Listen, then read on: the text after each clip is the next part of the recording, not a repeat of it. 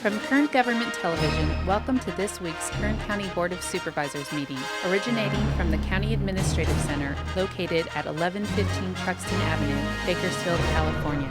Kern County's vision is to create and maintain a customer-centered county government designed to garner the confidence, support, and trust of the people we serve. Today's Kern County Board of Supervisors meeting will convene momentarily.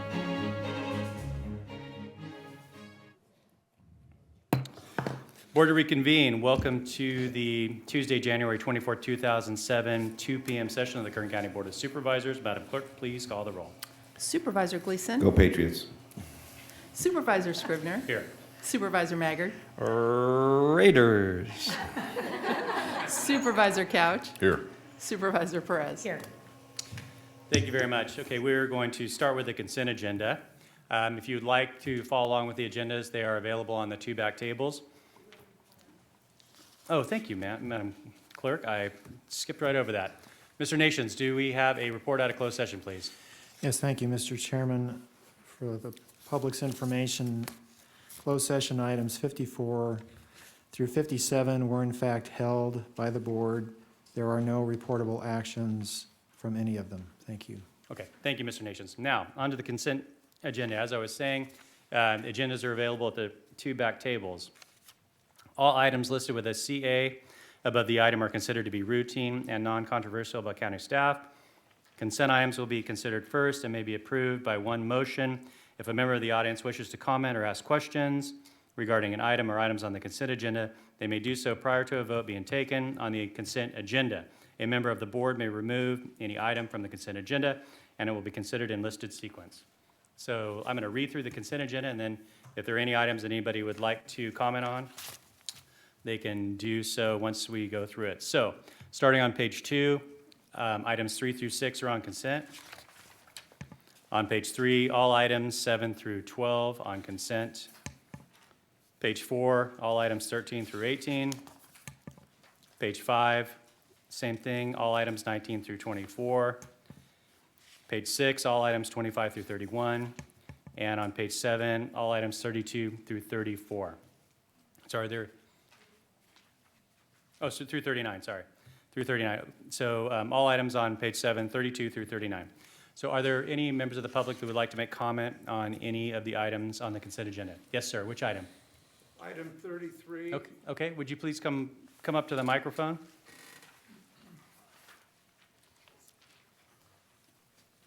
So item 33 is a proposed ordinance adding Title 20, Chapter 20.01 to the Kern County Ordinance Code, establishing security screening standards for county buildings. So what are your concerns or comments, sir?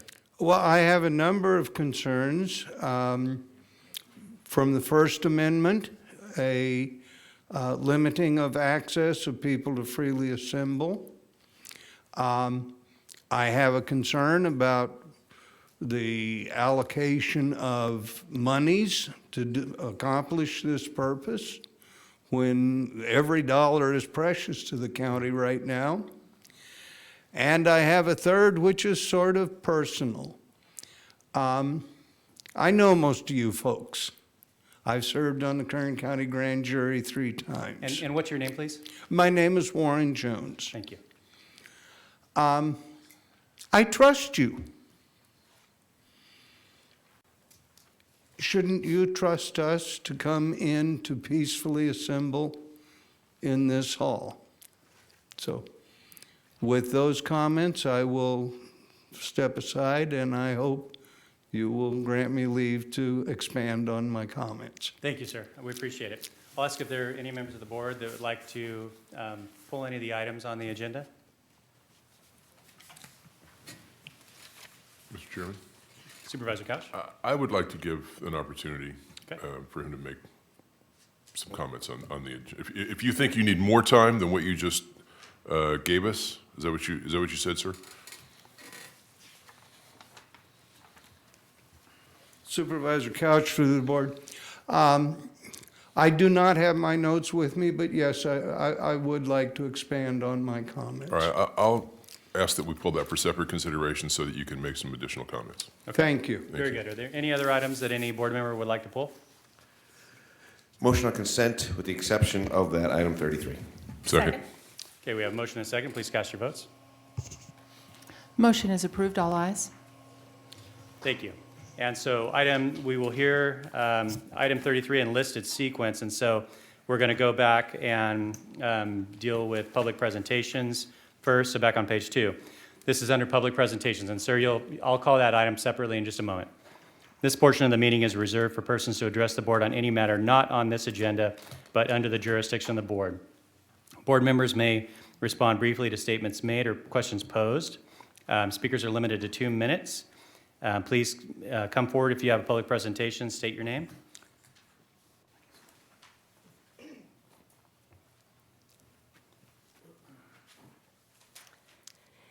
Diane Sharman with Citizens Preserving History.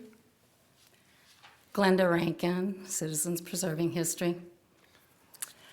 Our nonprofit was formed when we were moving Merle Haggard's boxcar home to the Kern County Museum, and now we're continuing to promote our country heritage here in Bakersfield with a historic sign. The sign you see on the screen at this point was a sign that motivated us to make a sign for Red Simpson, who was one of the pioneer Bakersfield Sound musicians. As you probably know, Red wrote many songs for Buck and Merle, and he was also an accomplished singer with the trucking songs. It is our desire to honor Red Simpson with this bronze plaque that will be placed at the Rasmussen Senior Citizen Center. And as we all know, you may not know, Red played at the Senior Citizen Center for over 20 years. Every Tuesday morning, you'd see him pull in his brown Cadillac, and he was there for the people. We are just excited to promote our country heritage. And Glenda, would you like to talk a little bit about some other signs that we might be doing? As you know, our family has been in Kern County for over 150 years, and we love where we live. We love Kern County, and I know all of you do too, and we'd just like to promote for people coming into Kern County. We've heard so many stories about visitors that came and they couldn't find where to go. They'd go around trying to find anything that had anything to do with Bakersfield Sound, and then a lot of other subjects too. So we would like to obviously start with Red Simpson, but we'd also like to, in the future, put up other signs for some of the other Bakersfield Sound musicians, and possibly some of the locations, such as the Blackboard, would be one that I think would stand out because everybody knows about the Blackboard and the Bakersfield Sound. So we would like to make a brochure that would have a trail leading to all these signs. And of course, it's not going to happen overnight. It's going to take a little while, but we think it would be very beneficial to our county. So thank you for listening to our pleas. And we just want to thank all of the Board of Supervisors for reading the letters we dropped off as far as our projects are concerned, because we know you have the best interest of our county in mind as well. So thank you very much. Thank you. Thank you very much. I didn't know Supervisor Maggard had some comments for you before you walk away. Supervisor Maggard? Thank you, Mr. Chairman. Ladies, I appreciate your enthusiasm for this. I know that you are probably a bit disappointed that the renaming of the street didn't occur like you originally had envisioned, but we want you to know, Supervisor Maggard, that when a door closes, a window of one opens. opportunity Yeah. opens, and we feel this is a true blessing. yeah, good. I'm glad you feel that way. I have referred to staff an expansion of a historical preservation committee for Kern County. Excuse me, and so they'll come back to us eventually with some background, and we can decide as a board whether or not we're going to do that. I hope that we do expand and develop an emphasis on some historic preservation, because there are many things in Kern County that are worthy of our preserving and noting, where we've been, and it helps us figure out where we're going. So the idea of these signs is an idea that I have kicked around as well for all throughout the Bakersfield Sound area and Oildale. There's a similar group that is interested in doing something along the historic 99 route from the foot of the Grapevine up through Delano. And there are numerous places where things of interest happened. So adopting a sign that is appropriate in the way it looks and what it says, so there's some uniformity in how we go about doing it, is of some interest of mine, and I'm sure it will be of this commission if it indeed comes into being. If it doesn't, then we'll find a grassroots way of doing it. But I join you in your interest in developing more of a emphasis on what our history is, and even the prospect of developing, it isn't exactly geocaching, but geocaching is an interesting hobby that many people have, where they locate a site by its geographic coordinates and they go from place to place. And I think we could develop some tourism ideas by creating a similar type activity where people could go from place to place. Those that are interested in the Bakersfield Sound could do that. So I'm not going to belabor it here at the moment, but I'll be back in touch with you and we'll talk about some other ideas that go along with this. And I agree with you that this is a good idea. And do we already have agreement from the North of the River Parks and Recreation District that they don't mind having the sign on their property? Yes, we do. We met Okay. with them, and they're in complete agreement. And just a mention of the sign, the Bakersfield Sound logo that you see at the top of this sign was created by Del Houston, who is a musician who traveled with Merle. In fact, the one that told us about the boxcar originally. And he made this sign, and what we will hope to do, if there are other signs in the future, is they will be the same shape and they will have the Bakersfield Sound logo, so that they'll know that they have found the historic sign for the Bakersfield Sound. Okay, well, thank you for coming forward, and I know that this is, part of the meeting isn't to have a big, long dialogue, so I'll get back in touch with you, we'll talk about the nature of the sign and things like that, so we have some uniformity, but thank you for your enthusiasm for this. Okay, just one other little thing. We were hoping that we could unveil the sign on Red's birthday, which is March 6th. And I know that's really, really soon, but it would just be a real appropriate time to do it. Then you So- and Ms. Oviatt and I should meet so we can talk about the nature of the sign. Okay. You know, what's it going to look like? Because we want to establish it in a way that it'll have some uniformity going forward. Right.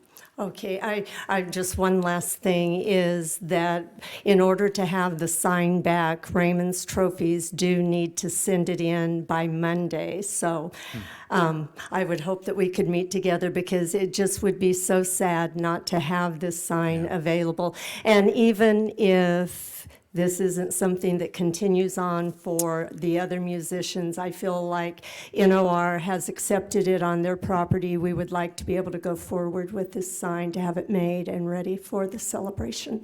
So I hope we can meet together and talk about it. Fantastic. Thank you both so much for everything you're doing to preserve our history and for your enthusiasm. It sounds like a great project. Any other comments from any members of the board? Okay, seeing none. Do we have any other public presentations? Okay, then we will move on to board member announcements or reports. Okay, seeing none. That will bring us to the item that was requested to be pulled off of consent by Mr. Jones, and that was item, is it item 33, Madam Clerk? Item number 33? Yes, yeah.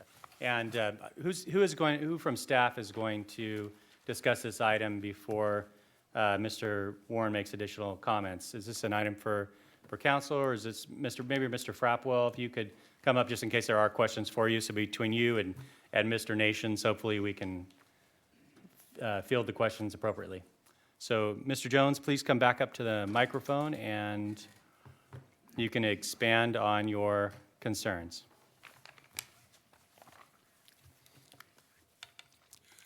Thank you.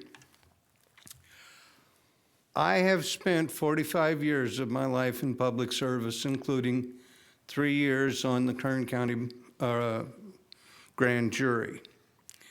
I do not take lightly my responsibilities as a citizen. Unfortunately, last week I was not feeling well and was unable to attend this board, or I would have spoken at that time.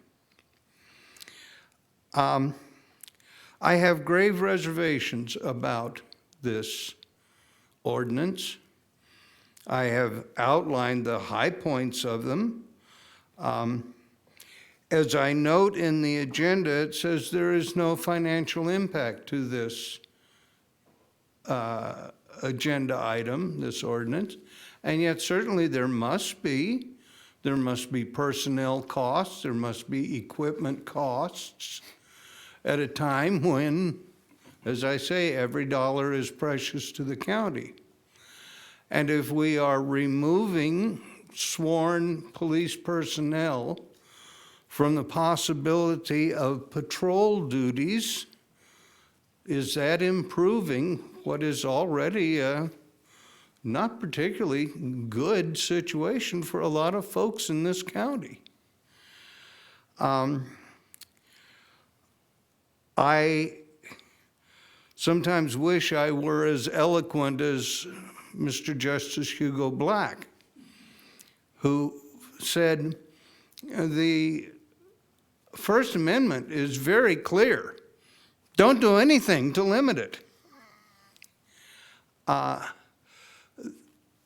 The right of the people to peaceably assemble is guaranteed under the Constitution and does apply to the states, as I mentioned, under Gitlow versus New York. Also, the right to petition for the redress of grievance. Now, it can be argued this is a minimal intrusion. Any intrusion is not minimal. An intrusion is an intrusion. An abridgment, slight or great, is an abridgment. As an aside, when I was a student, I remembered reading a short story and that said, in the spirit of the Reader's Digest, which some of you may remember, all future knowledge could be summarized into the word Ertnog. Now that's an abridgment that certainly went a little bit beyond the Encyclopedia Britannica. I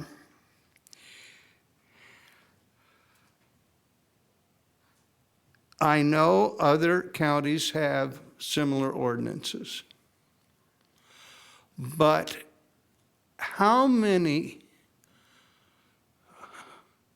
violent events have occurred in county buildings? Are we overprotecting? I don't know. I don't have this information. But I do know it's a heck of a lot more dangerous to be a public school student or a public school teacher right now than to be a county employee from the standpoint of physical harm. I was a public school teacher and I was ready to protect my students. And the last point I make is simply that of trust. I trust you to work to the good of the county. Trust us as its citizens to come before you in a reasonable and civil way. Thank you. Thank you, Mr. Jones. Please have a seat, and we will do our best to address your concerns. I think part of the problem was that there was a very one-sided media report in a local newspaper that didn't seem that it bothered to interview anyone from county staff that would be able to provide additional perspective. It was just the thoughts of one union president that represents our sheriff deputies. But Mr. Frappwell, it wasn't the case that the sheriff himself came to the board and to the county expressing concerns with the security of the building, and that was the impetus for us to look at ways in which to secure the area. And it's not concern for the board safety or staff as much as the employees and the public who are come and visit this building. So, Mr. Chairman, your recollection is correct. The the impetus for this really was a series of security assessments for the facility. As you mentioned, it really is about the safety and security of the citizens that come and expect to be safe here as they receive services, as well as for our employees. So the impetus really is that of public safety. I guess the other question really is, it's a difficult situation your board, I know, has grappled with over the years. And I know that you're very sensitive. We are very sensitive to not impeding the public's ability to receive important services here in the building. And obviously, we'll do our best to minimize or eliminate any kind of impact on that. This really is about safety. It really is a reflection of the current environment in which we find ourselves. So I'm happy to answer any questions about the impetus, but the item before you is really the ordinance which outlines those items which will be screened. And the, Mr. Jones made some comment about the fiscal impact. And can you speak to that? Because it's listed as none, and he's logically assuming that there will be some fiscal impact when certain things are implemented. So could you address that to the extent that you're able to at this time? Certainly, Mr. Chairman. The item that's before you is the adoption of ordinance that highlights those items which will be screened as part of the screening. So the actual ordinance, adoption of the ordinance, does not have a fiscal impact, but clearly, as noted by the speaker, the implementation of screening in the building does have a fiscal impact. So he is certainly correct in that assumption. The cost of the staffing of the equipment is being absorbed by within our existing budgets. Both, when I say we, it's both the Sheriff's Department with respect to a deputy as well as General Services for the security attendant who will be monitoring the X-ray equipment. So certainly there is some cost to that. It is relatively minimal, but there certainly is a cost, and it's being absorbed within existing resources. Mr. Frappel, thank you very much. And then finally, for the First Amendment concern, Mr. Nations, turn to you to address that, please. Thank you, Mr. Chairman. We did, in fact, research that issue in connection with the development of the ordinance, and the most analogous situation we could find in the case law pertains to airport screening. And the courts have held, in every case we could find across the country, that airport screening does not infringe on the right to peaceably assemble or the right to petition government. I think another analogous situation, the right to petition, of course, includes the right of access to the courts. And we know that the courts routinely screen, and that type of screening has also been upheld. That's not to say there's not some infringement, but what the courts have said is that there's a balancing process that takes place, and the interests in public safety outweigh the minimal incursion into First Amendment interests. And so I don't think there is any infringement on the First Amendment with respect to this ordinance. Thank you, Mr. Nations. Are there any other comments by members of the board? Supervisor Gleason? Thank you, Chairman. Thank you, Mr. Jones, for coming in. What I'm going to give you is my thoughts and the rationale behind my vote. And this is it. I've said many times, I've said it right there, and I've said it up here, that one of the things that impresses me most about the way these board meetings are conducted is the utmost respect for the public process that this board, their staff, and the entire county gives to the people of Kern County. It's just an impressive thing coming from the outside in. It's noticeable, it's tangible, and it's very real. And so my vote was based not on a fear, but on an analysis of the current environment within which we live, an appreciation for my responsibility sitting up here to ensure public safety, not just of me and this board and my staff, but also of every person sitting out there, that I thought that it was in my best judgment to provide them for a case where they could reasonably come here and expect the best in quality service and an environment where they could voice their agreements or disagreements comfortably and confidently without, and minimalizing the impact of a threat in the perception in their mind that they could be threatened. I appreciate also the fact that you trust us. Not everybody does, but I appreciate, but most people do.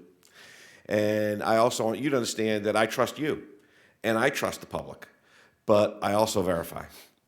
I don't trust blindly. I trust willingly, understanding reasonable facts that need to support that trust. So for those reasons, Mr. Jones, I voted. I think we had a vote. Did we have it? Was it a voting process? So my vote was to harden this facility to a degree that I thought would provide for the most public safety for the most persons who could comfortably come and voice their grievances. And thank you for coming, sir. Appreciate it. Thank you, Supervisor Gleason. Any other comments? Motion on staff's recommendation.